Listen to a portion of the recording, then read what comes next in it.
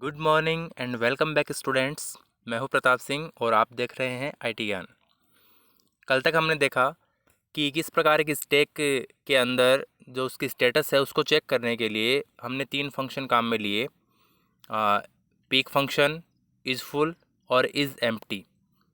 आज शुरू करते हैं कि एक स्टैक के अंदर किस प्रकार किसी डेटा तत्व को जोड़ा जाता है और हटाया जाता है। तो जैसा कि आपने पहले पढ़ा था, स्टैक के अंदर नया डेटा एलिमेंट जोड़ने के लिए पुश फंक्शन का उपयोग किया जाता है और डेटा एलिमेंट को हटाने के लिए पॉप फंक्शन का उपयोग किया जाता है। तो सबसे पहले हम देखते हैं पुश फंक्शन के बारे में। तो पुश ऑपरेशन या पुश फंक्शन आप बोल सकते हो। तो पुश ऑपरेशन क्या होता है? स्टैक में नया डेटा तत्व जोड़ने को पुश कहा जाता है। ओके। और ये जो पुश ऑपरेशन है ये कुछ स्टेप्स की श्रृंखला है, जैसे कि आपकी बुक में दिया गया है। तो यहाँ पर आप देख सकते हो, यहाँ लिखा हुआ है। सबसे पहले हम क्या देखेंगे? स्टेप 1 में देखिए, checks if the stack is full. सबसे पहले हम ये चेक करेंगे कि स्टैक फुल है क्या। अब देखिए, अगर कुछ जोड़ना हो हमें तो जोड़ने से पहले ये तो देखना ही पड़ेगा कि कुछ नया जो जुड़ेगा उसके लिए स्थान है क्या शेष। तो ये देखने के लिए हमने एक फंक्शन देखा था इस फुल नाम से, जो स्टैक के भरे होने की जांच करता है।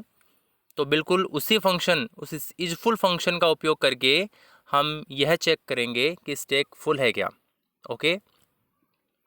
अब देखिए, इज फुल फंक्शन है, उसका जो रिज़ल्ट आता है वो 2 प्रकार से हो सकता है। या तो वो ट्रू होगा या वो फॉल्स होगा। अब यहाँ पर यदि वो ट्रू होता है तो देखिए सेकंड स्टेप इसी पर आधारित है।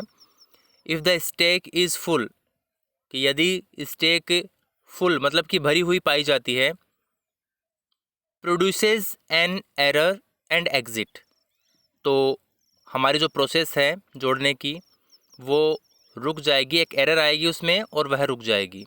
ये कब होगा? जब स्टैक भरी हुई होती है। ठीक है, तब हमारे पास में एरर आएगी कि अभी आपके पास में स्टैक में जोड़ने के लिए खाली स्थान नहीं है।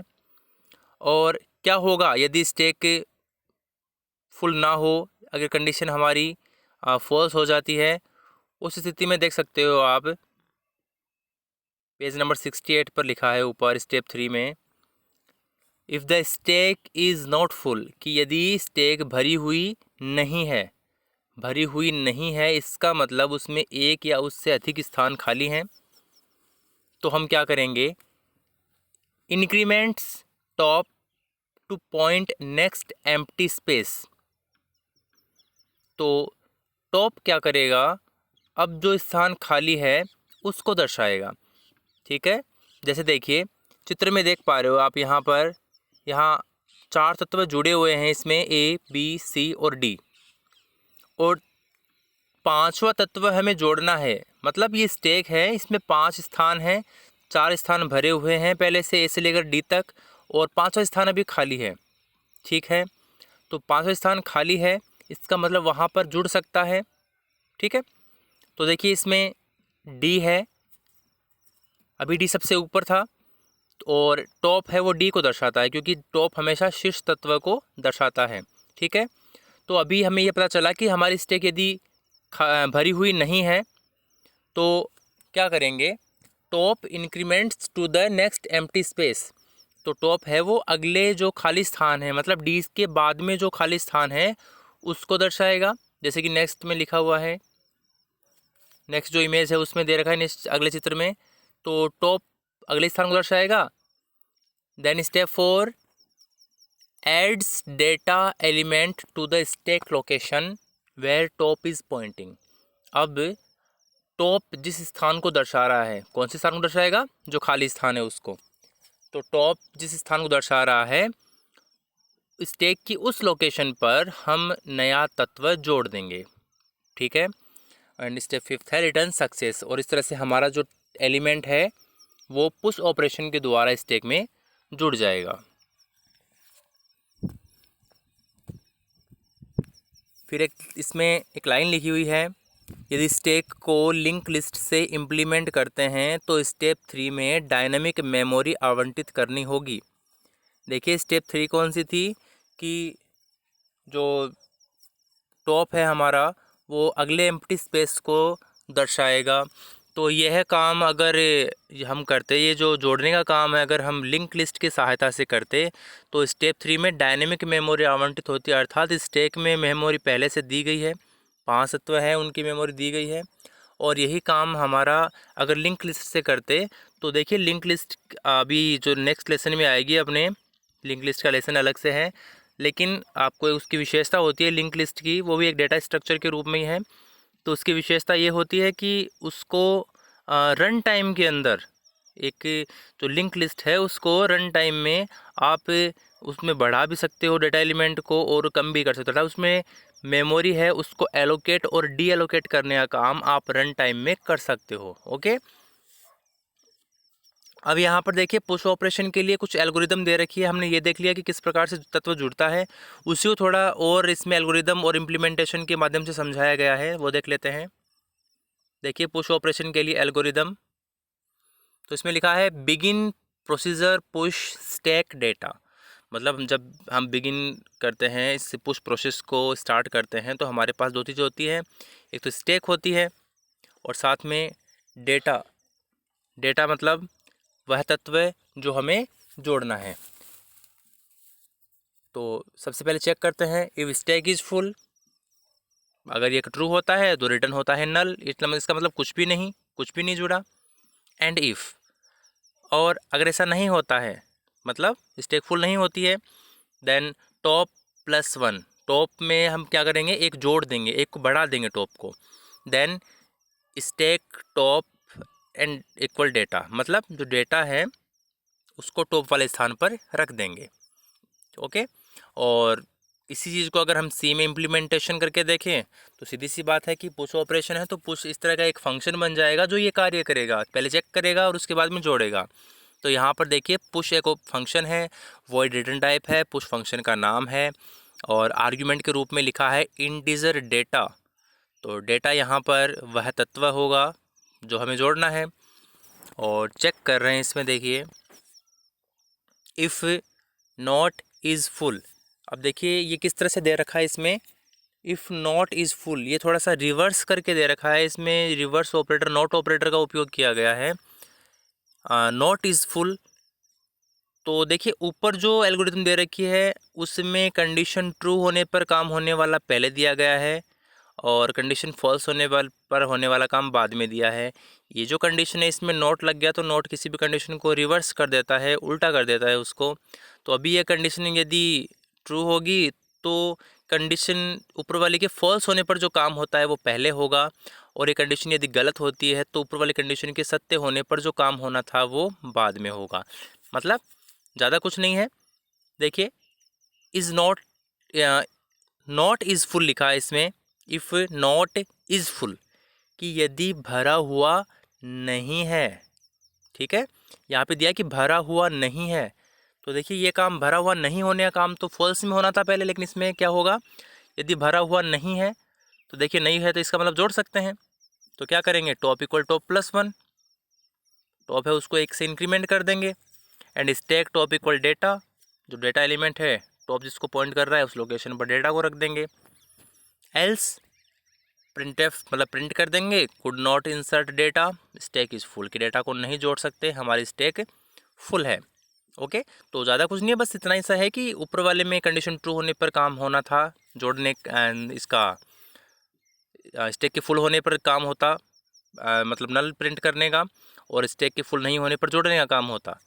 इसमें वही काम रिवर्स कर दिया, नोट ऑपरेटर लग गया, तो अभी कंडीशन अगर ट्रू होगी तो जोड़ने का काम होगा, कंडीशन यदि फॉल्स होगी तो एरर प्रिंट करने का कि स्टैक में डेटा नहीं जोड़ सकते, ये प्रिंट होगा। नेक्स्ट देखते हैं पेज नंबर 69 पर हमारा पॉप ऑपरेशन। तो पुश ऑपरेशन है, स्टैक में नया डेटा एलिमेंट जोड़ने को पुश ऑपरेशन कहते हैं, और स्टैक में से डेटा एलिमेंट को हटाने की जो प्रक्रिया होती है उसको पॉप ऑपरेशन कहा जाता है। तो स्टैक में से एक डेटा तत्व को हटाने की प्रक्रिया को पॉप ऑपरेशन कहते हैं।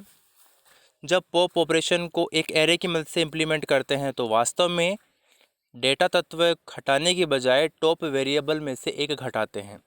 देखिए, इस चीज़ को थोड़ा सा समझना पड़ेगा कि जब पुश ऑपरेशन का उपयोग करते हैं तो उस समय हम क्या करते हैं, जो टॉप होता है उसको एक से इंक्रीमेंट करके और उसको खाली स्थान पर ले जाते हैं, जिससे क्या होता है कि टॉप अब उस रिक्त स्थान को पॉइंट करता है और उस स्थान पर हम कुछ भी जोड़ देते हैं। तो पॉप ऑपरेशन में क्या होगा, पॉप ऑपरेशन में डेटा एलिमेंट को डिलीट नहीं करना पड़ेगा। क्या होगा इससे कि जैसे इसमें जो चित्र है उसमें देख सकते हो आप, पहले वाले चित्र में दे रखा है ABCDE, तो 5 एलिमेंट हैं, तत्व इसमें 5 संग्रहित किए गए हैं स्टैक के अंदर। स्टैक की जो फुल साइज़ है वो भी 5 है इसके अंदर, वो भी इसमें 5 है, ए से लेकर ई तक। अंतिम तत्व है वो शीर्ष तत्व है और टॉप उसको पॉइंट कर रहा है। अब हमें डेटा एलिमेंट ई को हटाना है, क्योंकि स्टैक में ही होता है, जो सबसे टॉप पर होता है वही हटता है और टॉप वाले स्थान पर ही जुड़ता है। ठीक है, तो यहाँ पर ई है उसको हटाना होगा हमें। तो ई हटने का मतलब क्या होगा कि टॉप है उसको 1 से कम कर देंगे, टॉप -1 कर देंगे, जिससे टॉप ई की बजाय डी को दर्शाने लग जाएगा और ई अपने आप ही हट जाएगा। कहने का मतलब कि जो पॉप ऑपरेशन होता है स्टैक के अंदर, उसमें जो मेमोरी डी एलोकेट नहीं होती है, जैसे अगर 5 तत्व हैं, इंटीजर प्रकार के 5 तत्व है, 10 बाइट मेमोरी है उसके लिए, तो उसमें ये नहीं होगा कि 10 बाइट से वो 8 बाइट हो जाएंगी। 5 तत्वों के लिए 10 बाइट थी, 4 तत्वों के लिए 8 बाइट हो जाएगी। मेमोरी एलोकेशन आपका होगा वही रहेगा। डेटा एलिमेंट है टॉप, अब पहले ई को दर्शा रहा था, अब उसमें डी को दर्शाने लग जाएगा। और पॉप ऑपरेशन की एल्गोरिदम बिल्कुल वही दे रखी है, बिगिन प्रोसीजर पॉप स्टैक। तो स्टैक लेते हैं हम प्रोसीजर को बिगिन करने से पहले, फिर उसमें चेक करते हैं इफ़ स्टैक इज़ एम्प्टी।